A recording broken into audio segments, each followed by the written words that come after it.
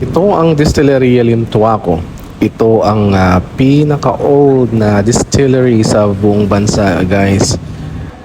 Kung hindi nyo po alam ito ay matatagpuan sa Intramuros, guys. Hanapin nyo lang itong Distilleria Limtuaco. Magtanong-tanong kayo dito. So ito po ay isang museo, guys. So kaya pinuntahan ko ito kasi maraming mga lumang bagay na naririto.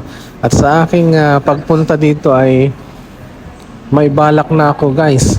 Mangungulekta na ako ng mga bote, guys. Kaya yun. Hindi naman po kasi ako manginginom, guys. O kahit occasional na never. So yun, guys. Nakita ko lang ito at yun, tignan nyo naman, guys. Ang gaganda ng mga bote. Yun nga lang, wala na ito. Mahirap nang hanapin. Ewan kung paano ako makakakuha ng mga boteng ganyan, guys. Ganun pa man, umpisahan ko ng mangolekta ng mga bote na iba-iba. Maganda kasing tingnan din, guys, yung mga lumang botelya. Di ko lang alam kung anong tawag doon sa nangungulekta ng bote, guys. Kasi may nangungulekta ng pera, numismatist ang tawag doon. May nangungulekta ng mga stamps, di ba?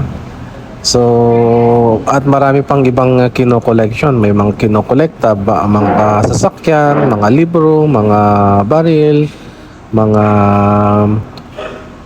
iba, yung maliliit na kotse, di ba, guys? Yung mga ganon at mga comics, iba-iba yung gusto ng natin, guys, di ba? Iba-iba yung mga collection natin, yung iba ballpen, etc. Ako naman gusto kong mag-umpisa na mangolekta ng mga bote. So yun, maganda kasing tignan sila, guys. Yung shape nila, yung kulay nila, yung history behind it, yung ganun ba, guys. Maganda rin mangolekta kasi ng mga ganito.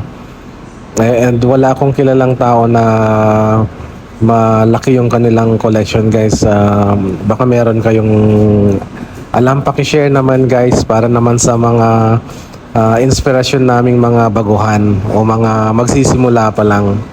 So yun. Probably ang inyong tatay, lolo, gano'n, no, kakilala ay nangungulekta ng mga botelya.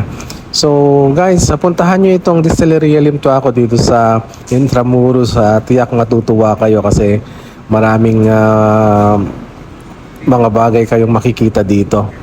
At of course, yung mga products nila nung kamarahunan ng kalakasan ng kanilang paggawa. Not sure, pero parang andyan pa rin naman sila, guys. Ito lang yung oldest, guys.